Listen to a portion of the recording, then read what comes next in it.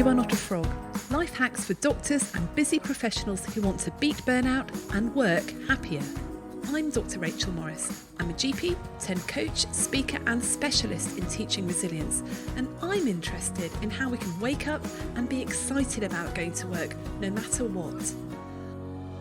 I've had 20 years experience of working in the NHS, both on the front line and teaching leadership and resilience. I know what it's like to feel overwhelmed, worried about making a mistake, and one crisis away from not coping. 2021 promises to be a particularly challenging year. Even before the coronavirus crisis, we were facing unprecedented levels of burnout.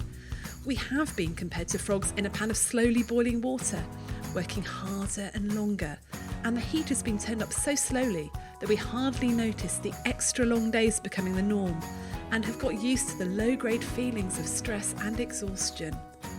Let's face it, frogs generally only have two choices: stay in the pan and be boiled alive, or jump out of the pan and leave.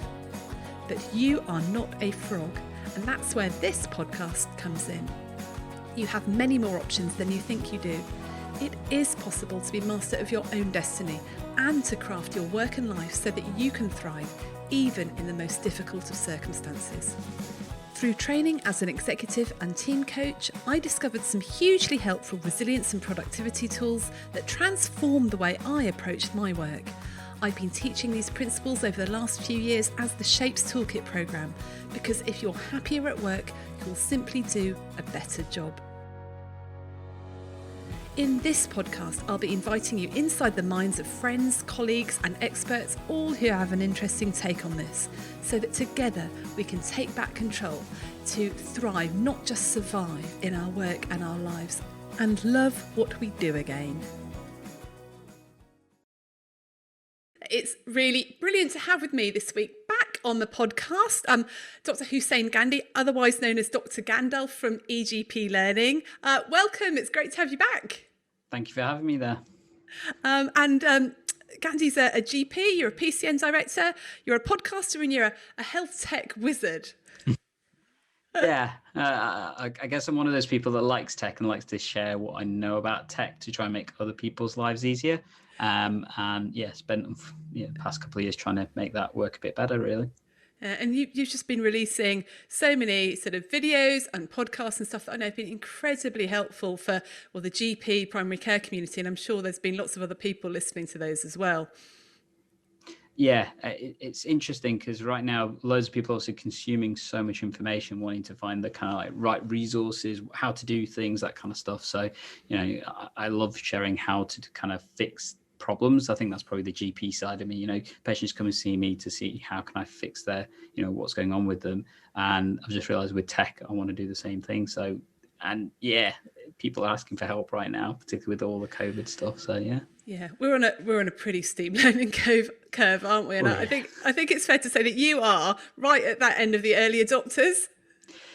Yeah, I'd say I'm not far off it. Interesting. I think there's definitely people ahead of me in terms of what they're the creators, the ones kind of coming out with all this stuff. I'm probably the one that you turn to figure out how do I make this work for me in practice. And I found that works quite nicely and quite well.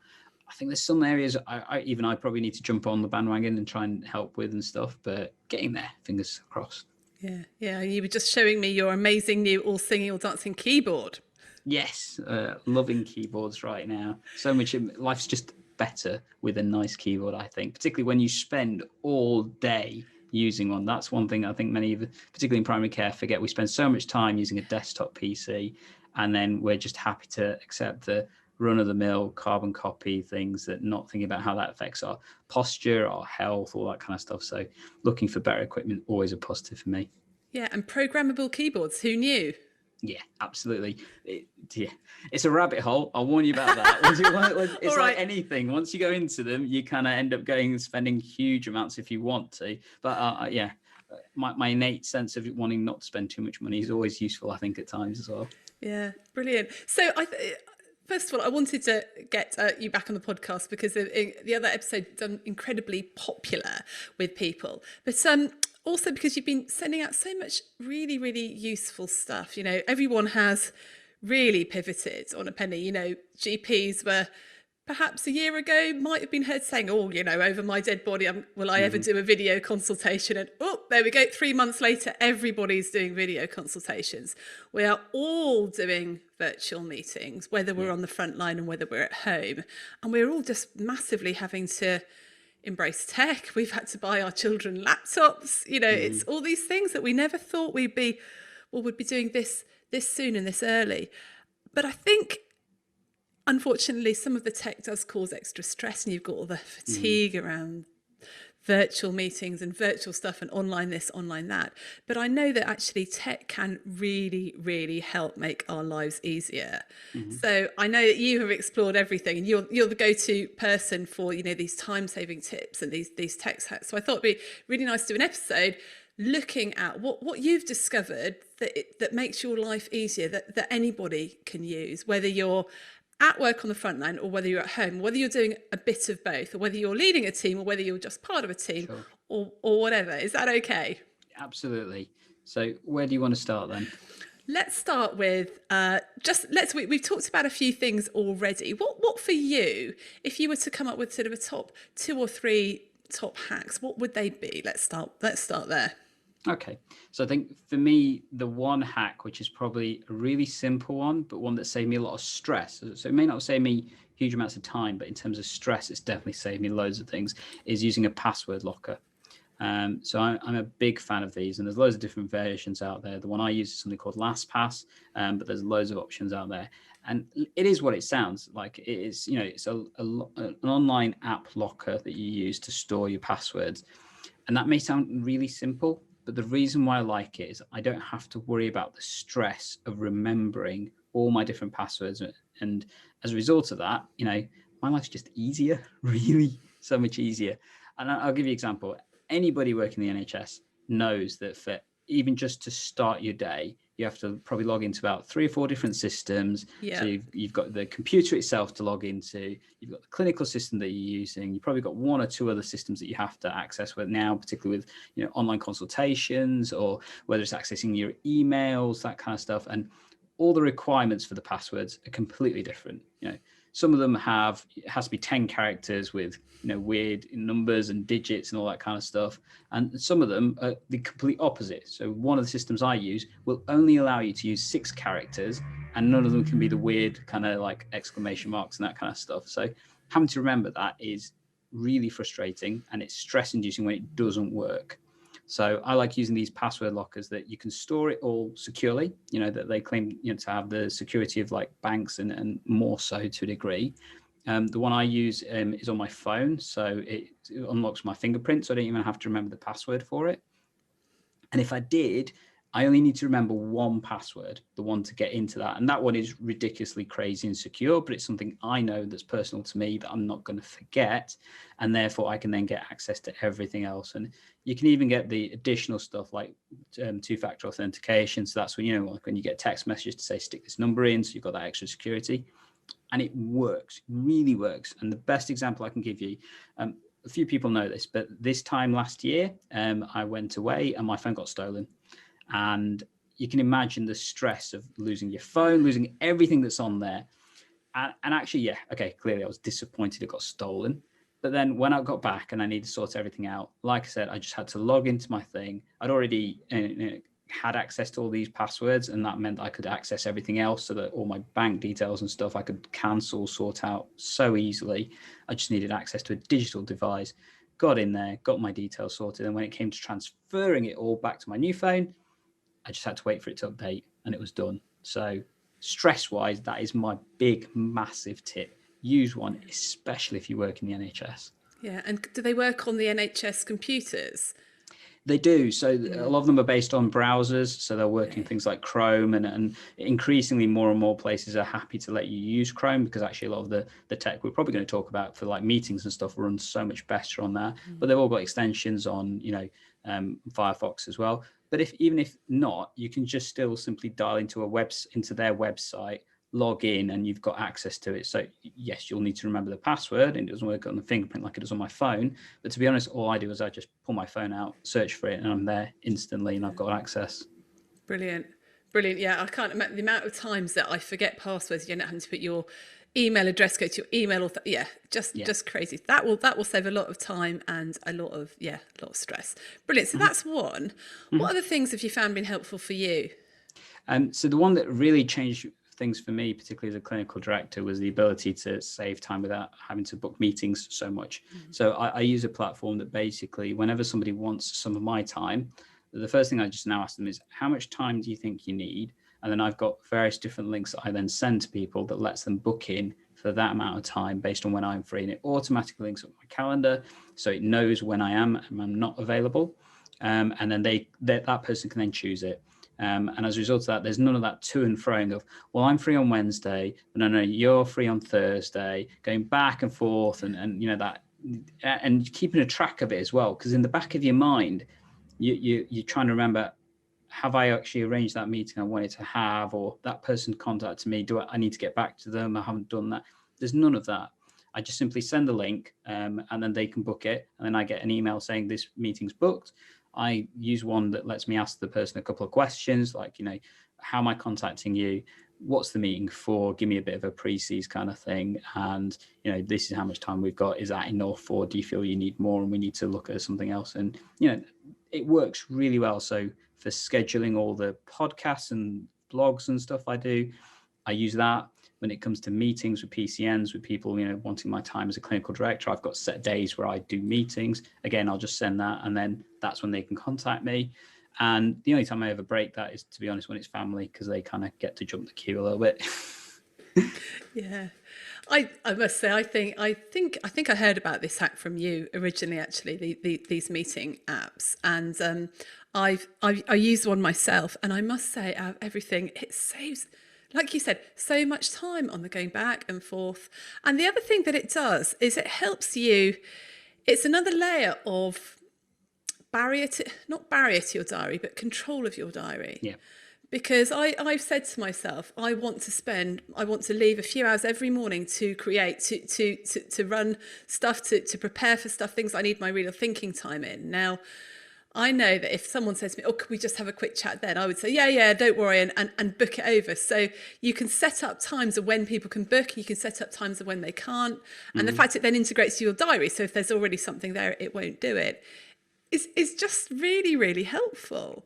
And it is, yeah. It will say no, so you don't have to, in a way. And I think it also helps other people to start to learn to respect your time as well. So one of the things I found out, I used to have a couple of people that used to just say, oh, can we just have a meeting? And they, kind of intrude into my time.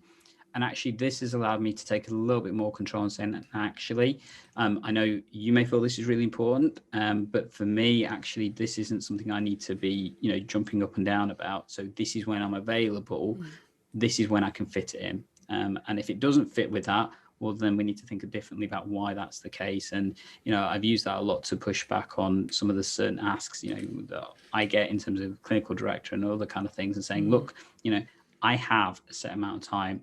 I'm more than and have done so many more hours than I should do. Don't get me wrong. I think any clinical director will say that. Oh, gosh.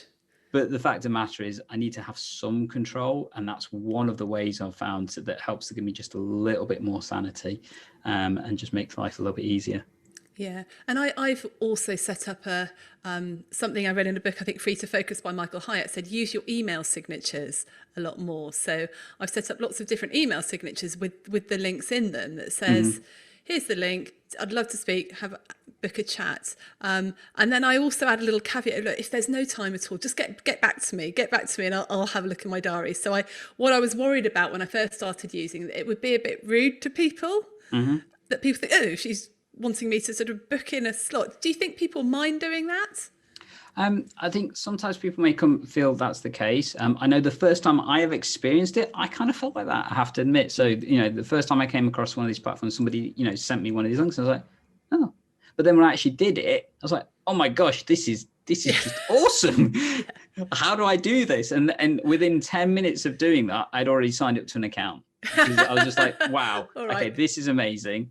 I'm using this. And then over time, I've kind of found one that works better for me. And yeah, I cannot imagine my life without them now. Yeah, I think probably my emails would double if I didn't have it on the back of it. And it's so much easier for the person who wants to book in for the meeting as well, because they don't have to trawl through everything as well. I think it's just really handy. And what I do like is the fact you can ask them, what are we meeting about? Yeah, absolutely. It makes if sometimes I don't quite remember who the person is, and they just put, I often put, what's the one thing you want to know?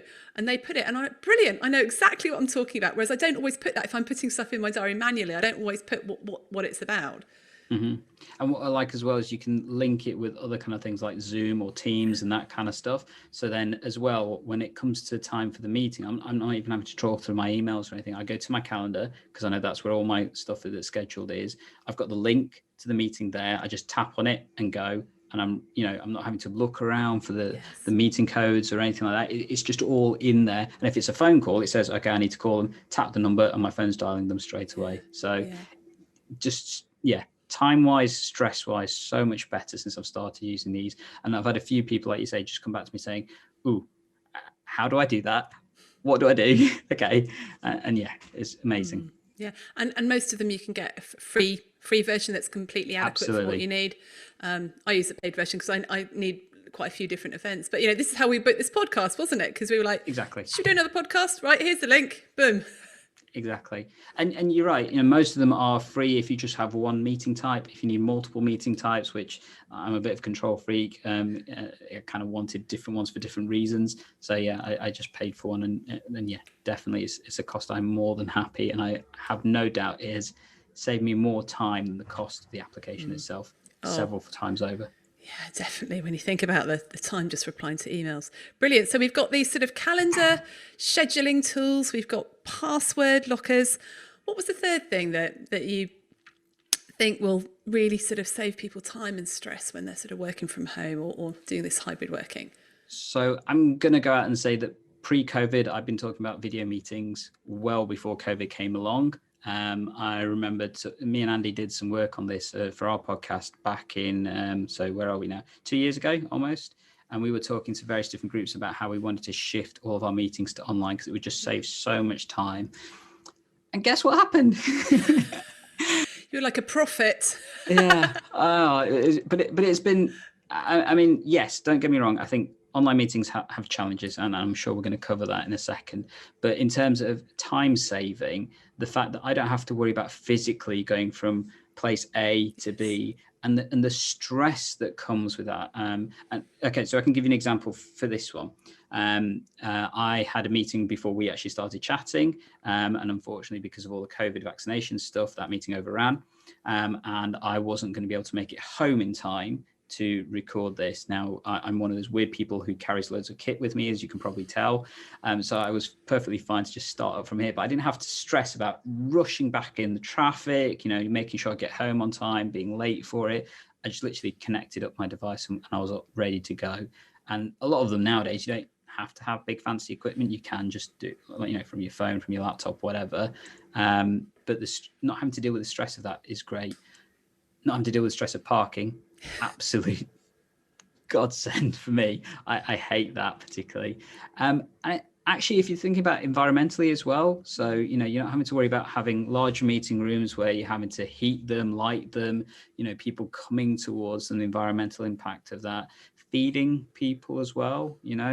Okay, fair enough, it's nice sometimes to have lunch provided for you, but actually now I get much better control over what I'm eating. I'm not eating weird stuff that I probably don't want to eat, or all those lovely little cakes. No more soggy sandwiches and dried out cakes. Yeah, and now having those unnecessary cakes, I'm now having better food, better hydration as well. I can grab a drink whenever I want. I don't have to worry about interrupting the meeting. I can just temporarily pause my camera and stuff, grab a drink or whatever, and I'm good to go, kind of thing. So I think in that respects, online meetings are amazing in the opportunity they give you and the time saving they can offer.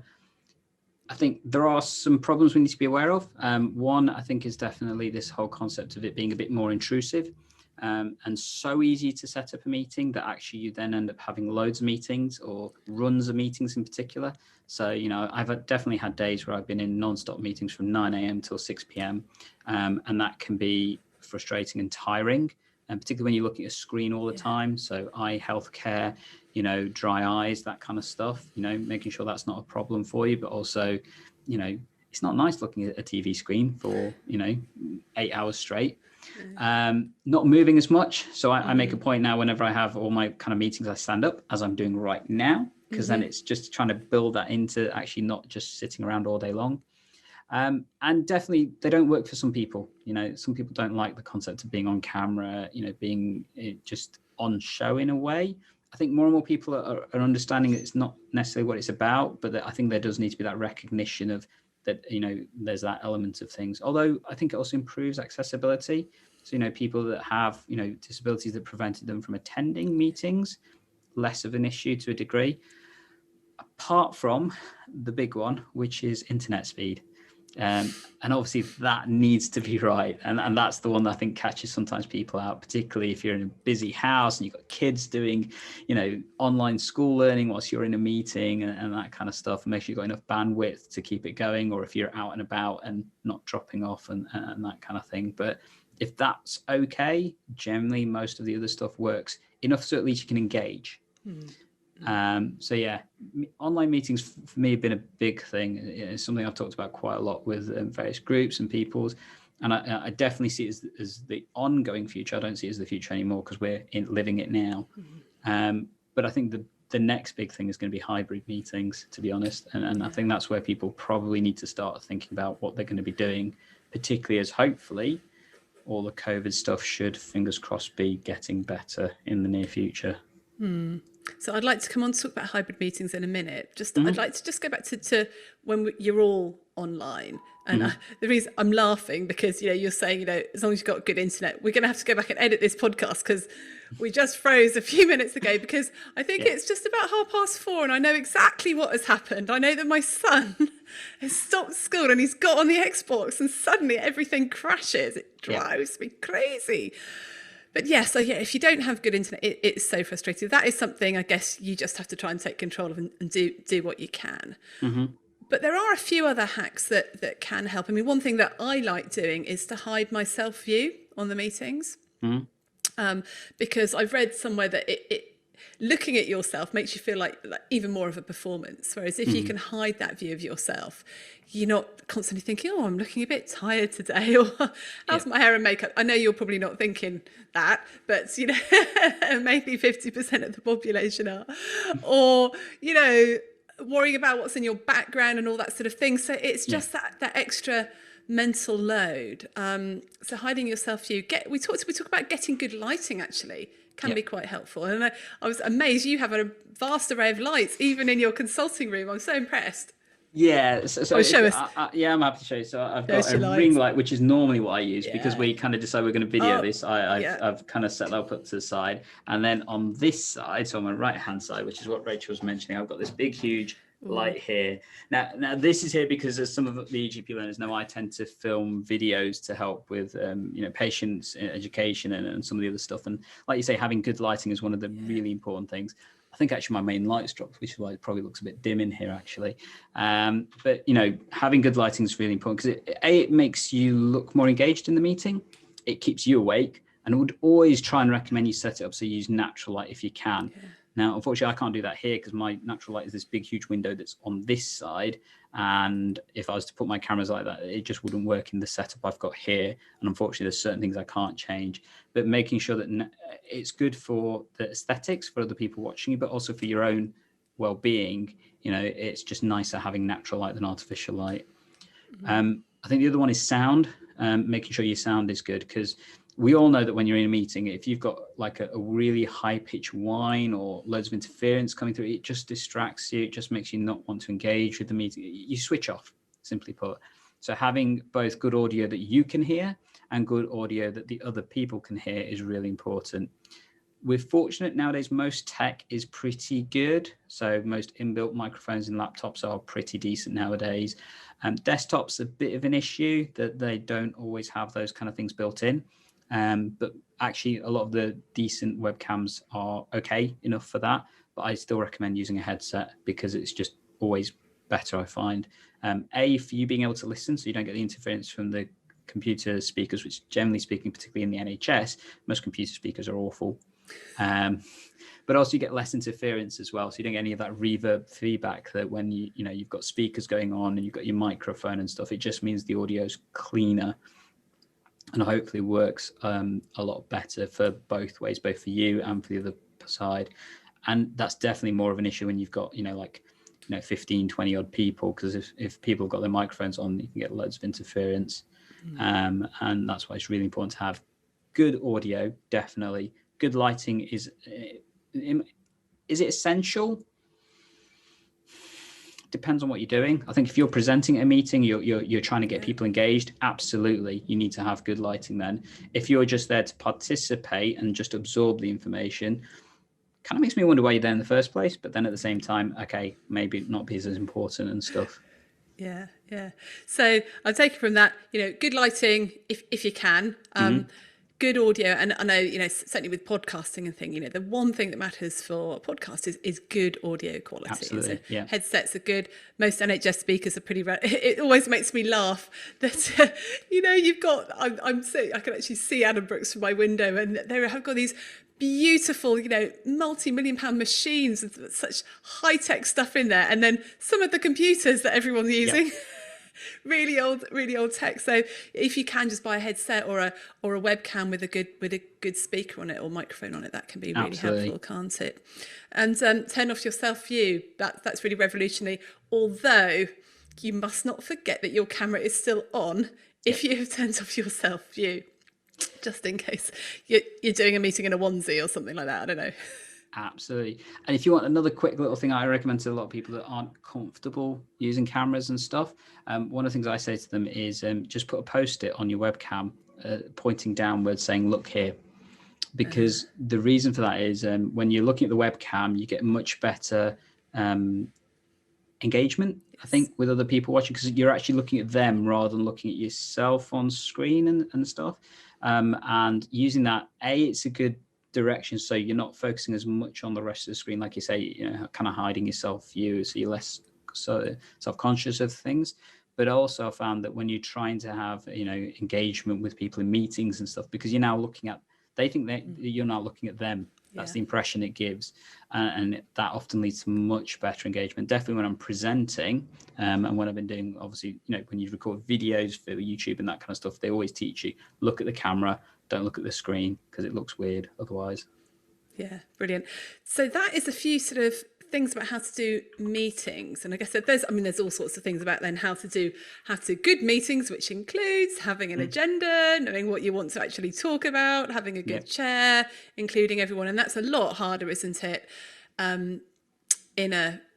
in an online environment, because really, and I found this with my training that I'm doing online, if whereas I used to break into groups of maybe 5 or 6, they would chat. Now when we break out, it's never more than 3 or 4, because it's very hard to get a good conversations going, because you can't interrupt and stuff like you could do normally. Yep, absolutely agree with that. I think a couple of hacks, if you want them, to learn how to do it. So whatever system you're using, most of the systems have keyboard shortcuts that can help you structure and figure out how you're going to use those systems a lot better. Now, as a participant, it's nice. It makes your life easier. And definitely the ones I always recommend you learn is how to mute and unmute your microphone, and how to switch on and off your camera, and how to raise your hand or get the attention of somebody. Those are the 3 ones as a participant you need to know. And it's so much quicker if you do that. Zoom's got some awesome shortcuts. Teams is catching up. Theirs are a bit trickier, I think, but definitely learn those. But as a host or as the chair, they're an absolute godsend. And my favorite one, hands down, is mute all. Yes, that mute all button. Absolutely. And knowing how to use it is important. Knowing when to use it is also really important. So, the fact that it can just help to, clear the meeting, but at the same time, give you control over what's going on and stuff. And, actually, as long as you have good ground rules at the start of the meeting, and you remind people about the kind of, the fire escape is over here, make sure you switch your microphones off, switch them on when you want to, generally it's not something you need to use. But when you do need to use it, it can be really impactful and helpful in terms of understanding and structuring that meeting to make sure it flows really nicely and stuff. So definitely learn the keyboard shortcuts. Yeah, my favourite one is just, it's a space bar, isn't it? If you want to unmute yourself, you can just talk while you press the space bar in Zoom, and then that will unmute you. And I think that thing about, mute, unmute, videos on, videos off, it, if you're presenting something, get everyone to turn their videos off so it's just you, mute, but then try and get people to keep their videos on if possible, because otherwise it's so easy just to switch off, tune out and go and do something else, in which case you might as well not be at the meeting. So it's much better to ask people to put their videos on. Okay, now the thing I'm struggling with is, and I know lots of people have fed back to me that they really struggle with, is hybrid meetings. So first of all, definition of hybrid meeting. So hybrid meeting is when you're combining online meetings and face-to-face meetings at the same time. And I do think they're the future of what we're going to be heading towards, because there will always be this want and this need to have, physical face-to-face meetings. They're generally, for majority of people, much easier. Because it's nice to just have a chat, and you get a lot more of that kind of side chat, that discussion. And we all kind of know a lot of the times all the decisions are actually made outside of the meetings, not actually at the meetings. There's that element of things. But also, it's easier at times to have that face-to-face stuff, and more productive, because that's how people's brains work. I think there's loads of cool tools that can help you do some of the stuff, but sometimes it's just nicer having everyone around the table.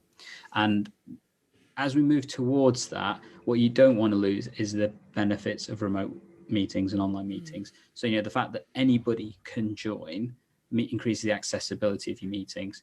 The other one that we haven't already talked about is the ability to record the meetings. And that's a massive thing. And that's actually the main reason why I really pushed for online meetings. So when we set up our networks in Nottingham, we had loads of new clinical directors, myself included. To be honest, we didn't have a clue what we were meant to be doing. Everybody was learning the job. So we wanted to try and learn together. And that's where I set up the whole concept of having, Zoom meetings between the leads of our local networks to try and support each other. But also it meant that we could work rapidly, because then we could have a quick meeting in the middle of the day for half an hour.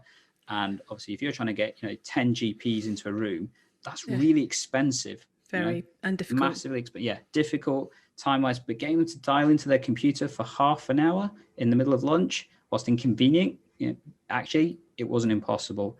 But then the best part is that we used to record all the meetings, and then I would publish those on YouTube, on an unlisted YouTube channel, and then send those to everybody else. So then we didn't have to worry about having the minutes. When people wanted more depth of the discussion, because that's the part they were missing from the minutes, the peculiarities, the fine kind of points and stuff, they could listen or watch to those. And one of the hacks I shared with loads of people is that when you do that, the cool thing about YouTube and other kind of platforms like that is you can listen back at 1.2 or 1.5 speed. Speed it up. Exactly. So most people can actually understand what's going on in a podcast or on a YouTube channel if you go 1.2. Quite a few people can manage 1.5. Some people are awesome and can manage 2.0 speed. Yeah, I can't. No, I can't. For me, I found 1.4 is the sweet spot for me. But, you listen to it quicker, and then the parts where you do want to really pay attention, you just slow it back down to normal. And doing that just makes life easy, and we could share the information quickly, easily. People were kept up to date because they didn't have to worry about missing the meetings and could dial in for the relevant parts. And if you go that extra step of sticking in timestamps, then it's even better, because then you can just zoom to the parts that really are relevant to them and stuff. But being able to have that recording is just obviously something that's really useful.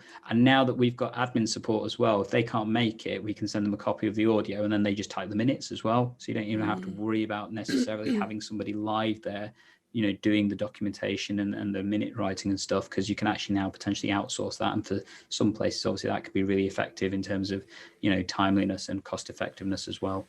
No, that is brilliant. And that's the sort of benefit, a massive benefit, isn't it, of online meetings that we never get from face to face. But I am still puzzling about how, if you've got, my experience of hybrid meetings before COVID was, I'd be in a meeting with loads of people, and then two poor souls would have to dial in, and there'd be a speaker in the middle of the table, and there'd be sort of, you wouldn't really be able to, the telly would never work. They'd have this thing that would connect Skype with the telly, and occasionally they'd be on, but mostly you couldn't see them, and then occasionally you'd hear a little voice piping up from the middle of the middle of the thing, and it would just be awful. So how do you do it well? Okay, so one of the key changes I think that's happened is the fact that we've now, as a society, we've acknowledged that video meetings is really good. So before, all of those meetings tended to be people dialing in on the telephone, and you'd have the telephone thing in the middle, and that's where the problem was, because they didn't have a physical presence in the meeting room. So the big difference with video meetings is, you need the screen, you need them up on there, and that's where you're looking, and that's where some of the focus is. So you have to have that element of things. So we talked about the tech you need to have good online meetings. So we talked about audio, video, and lighting. We need to expand that a bit more for hybrid meetings. So for hybrid meetings, you need a decent screen, and probably a decent size one as well. So whether that's a projector or a TV, and that kind of does need to take the focus point, just like it does in people's homes. So, most people, their living room, the TV's the focus. It's no longer the fireplace and stuff. But you need a good visual device to look at the meeting. You can't have it be a laptop. It's not going to work. Okay. Secondly, you need good audio as well. So this is where you do actually need to invest a little bit of potential funds into certain things. So you need a decent room microphone. So obviously the people that are going to be joining you who are online, they need to be able to hear what's being discussed in the meeting. And the webcams that you get, they're going to be okay for, potentially doing the visual side of things. So the webcam I'm using now is a Logitech C920, which many people know is my favorite webcam. That's perfectly good for a hybrid meeting for majority of rooms. But if you ask that to do the audio, just won't cut it.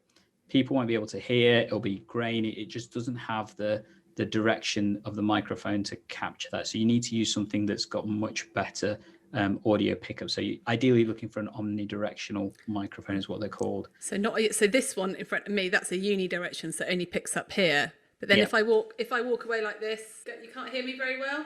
Exactly. Yeah. Now imagine you're in the middle of a meeting room, standard desk size, people sat around it. You're not going to be able to hear them, and then the people that are watching from the online point of view, they're just going to disengage because they can't hear what's going on in the meeting room. So you need a decent mic. Omnidirectional mics aren't expensive. You can get really decent ones. They'll cover about 3 meter diameter for about 30 quid. Or if you want to spend a little bit more, my personal recommendation is the same one I make for podcasters. Actually, it's the Blue Yeti, because it does everything. It works really good personally, and it's got an omnidirectional setting that's actually really good. So you can capture pretty much the whole room. Great. And does that plug into like a USB port or? Yeah, you just stick it into the USB of your computer. So you don't need any weird adapters or interfaces or anything like that. It just works. And the other reason why I like it for hybrid meetings is it looks interesting. So people have a focus point to talk to when they're talking as well. Okay. So, it's that additional little cue of it's not a hidden microphone, so people don't know where to talk to. You've got something that's just a little bit unique that they think, actually, if I want to talk, I need to talk towards that. And that helps. And I'm thinking probably if you were going to invest in screen or mic, probably mic is the first thing, because audio is the most important. If you can't hear anyone, there's no point seeing them, right? Absolutely. So the audio is the priority. And also for those that are listening in the room, you need to make sure they can hear the people online. So you're probably also going to need to invest in some speakers as well. And again, it doesn't have to be really expensive stuff. A 20, 30 pound, 12 watt speaker will be more than enough for most average general practice meeting rooms. Clearly, if you're talking much bigger meeting rooms and stuff, you may have to get a little bit more and possibly 2 speakers and that kind of stuff. But, for example, our meeting room, which is about, 30 meters squared, that's the kit I've been using for our hybrid meetings before COVID happened. And the quality and the engagement we had from people online was just as good as those that were in the room. But you need one more thing. Okay. And you need one person that's actually sat on the computer that is controlling the online as well as supporting the in-room. So I call it the coordinator role. So you have your chair. Everybody kind of recognizes the chair role. And the chair and the coordinator could be the same person, but I wouldn't recommend it because that's a lot for one person to do. And you're probably going to find it doesn't work so well, particularly if you've got lots of people in the room. But effectively what the coordinator's job is to support those that are online and help to make everyone aware that actually they want to raise things. That doesn't mean they can't engage in the meetings. So no prizes. You can guess who the coordinator was for our meetings. But he was pointing to himself for those of you just listening on audio. Yeah. I'm so used to doing video kind of things that I forgot about the audio side of things. But having somebody that is responsible for doing that and supporting those online so that they can keep a track of the people raising their hands online. And it's the same etiquette. You don't go to everybody in the room first and then to the people on the computer. They're keeping track of who actually put their hands up. They're supporting the chair to understand what's going on in the meeting, to bring people on, to do the screen sharing, that kind of stuff. And actually, that's the other benefit. Everyone can see the screen now, those online and those that are in the room as well, which previously with telephone meetings, people talk about slides and you're like, well, I haven't got a clue what they're talking about. Somebody's showing something like, well, I don't know what's going on. That's the difference. And that's why hybrid meetings, I think, are the future. Well, now you put it like that, it makes perfect sense. And I think that role of someone who is there, I mean, yes, as a meeting participant, but to make sure the people online are okay, are engaged, are included, is really important. What would you say about the chat? Because often I find in meetings, you've got this sort of side chat thing going on. Would you suggest that the people who are there physically in the meeting also get into the chat or not? Yeah, it's going to be difficult because they're going to sit on a lap. They'd have to open it up then in front of them. So you can do it different ways. I think when it comes to hybrid meetings, what you generally have is you could have people joining the chat, but then they have to dial in on their device at the same time if they want to control that. And that can get a little bit cumbersome. And you also have to remember to make sure that anybody that's then dialing in the same room has their microphone off all the time. Yes, otherwise it really serious feedback going on. Yeah. And same with their speakers, so that if they are doing that, they have to switch off all audio inputs for their meeting. I'll probably tell them to also switch off their video one as well, because it's not really going to add anything. But if you want to do that, that's fine. I would definitely always suggest having chat in meetings. I know there are definitely some schools of thought that think it's a bit of a distraction and it's not helpful. But actually, I found that it allows people to make points, particularly those that are anxious about speaking up. It can be really good. It can be a good way of tracking additional stuff, and it works when you've got somebody whose role is to keep a track of that. Where it doesn't work is when you've got one person trying to do everything.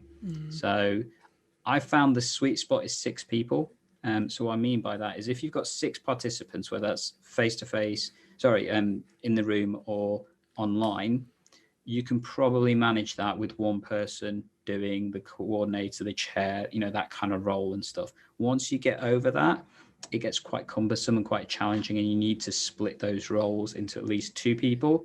And once you hit above 25, you definitely need one person whose sole job is to be the coordinator. Yeah, well, I would say if it's over 25, it's not a meeting anymore, it's a seminar. Yeah, but that's not how the NHS works, though, is it? Yeah, fair enough.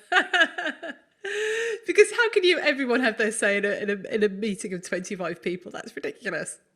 Well, the reason why it's 25 is because Zoom defaults automatically to 25 people on the screen. So that's the reason why 25 is a thing. Teams is a bit weird because Teams likes changing it up all the time.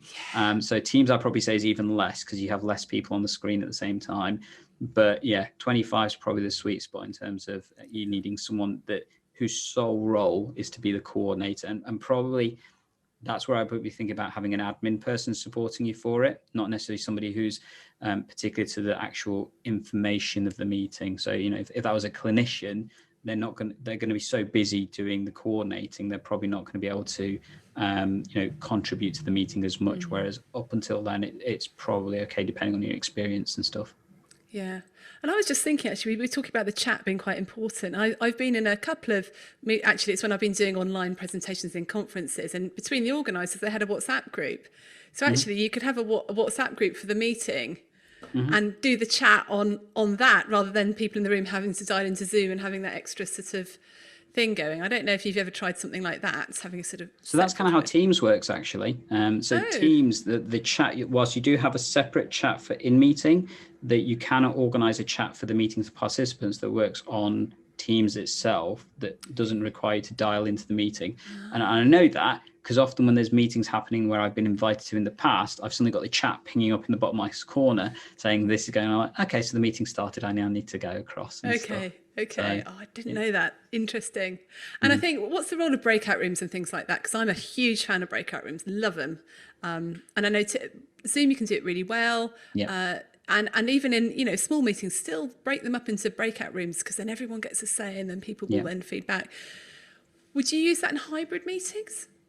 I think you can. It's important to remember that when you break that up into hybrid meetings, it does become a little bit more challenging, because the people in the room, you're not going to be able to, unless you've got a separate room for them to go into, they're all going to be in one room. So that's the slight downside of hybrid meetings, that all the people that are in that physical room are likely to be in one breakout room, and all the people that are online are not.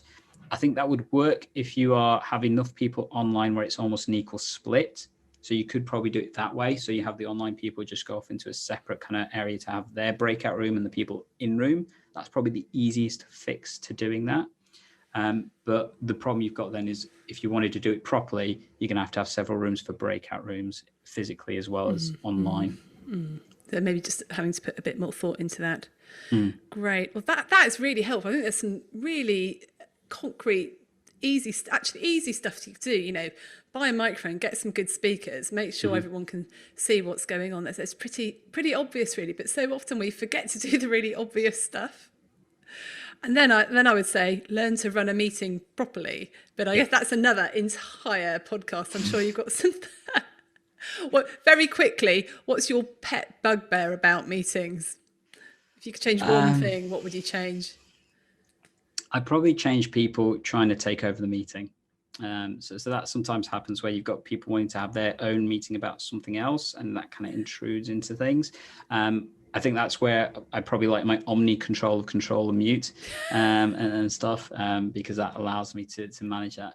But if I'm being honest, as long as you've got set good ground rules at the start, just like you should for any meeting, generally speaking, it's not a major problem. Most people kind of understand that if you've got the ground rules, and particularly the ground rules of how you're going to get the attention of the chair, how you're going to actually, engage in the meeting, that's probably the best thing to focus on, because I think that's what a lot of people don't do. And then people are kind of wondering, oh, I've got a point. Do I raise my electronic hand? Do I raise my physical hand? What do I do? Do I just jump in? That kind of stuff. So having your ground rules at the start is probably the best way of making sure that's less of an issue. Brilliant. Thank you so much. I know we're going to have to finish now because we're getting out of time. We could probably talk about this for another couple of hours. I'm sure there's so many more. We've only talked about 3 things, 3 hacks, but I actually think a lot of those, just following that, is going to be really, really helpful. Any other quick pieces of advice for just staying a bit sane and avoiding the stress of all this virtual stuff we're having to do before we finish? I think it's a non-tech one, but I think just remembering that we're all ridiculously busy, but making sure there's just a period of your day that's just for you. Yeah. And this is a lesson that I've been learning a lot more lately. Like you said, trying to be uber productive. One of the downsides to that is just having a period of the day where you're doing something that just helps to refresh you, and you have to have that every day. So my more recent way of doing that has been either playing board games, which many of my EGP learners will know is my big thing, or reading a book. Just completely disengaging from tech for a bit. As much as I love tech, you need to have your boundaries. Getting through a good book is a great way of doing that, or playing a decent board game is absolutely a good way of doing that. That does not include Monopoly. Oh, so you don't rate Monopoly? I do. Monopoly is a great game when it's played properly. That's the problem. Very few people play it properly. The house rules always come into effect. And no, but I play it this way, or that's what gets to me. Don't cheat on Monopoly. That's another good tip. And I think my top tip would be if you are at home a lot, is try and put a space between your virtual self and your work self and your home self. So, there's a door behind me. When I get out that door in about 2 minutes, I'm going to be in my home self. And that transition can sometimes be quite difficult, particularly when you've been working at 100 miles an hour. So there's a really good TED talk about that, about creating a third space between work and home. And sometimes it's just a potential space. But, what can you think about what you can do to just decompress yourself between work and home? So for me, I'm going to go out for a run in a minute, just between doing my work and home. Some people like to meditate, or some people like to go and have a shower or walk their dog, just some sort of ritual you have. If you don't have that commute that a lot of people have been having normally, but some people aren't at the moment, just create a ritual for yourself to create some boundaries between work and home. I mean, for me, going, I'm still having to come into practice to see patients. At the end of the day, we're still having to see people, and that's really important. But yeah, like you say, for me, the commute offers the really awesome option of listening to a podcast, which is my decompression when I get home and stuff. So as soon as I sit in the car, podcast on, car on, off I go. I've got a good 20 minutes or so of listening to something that just helps me from the whole kind of, work stuff. And then when I get home, hopefully I'm back to me. Yeah, brilliant.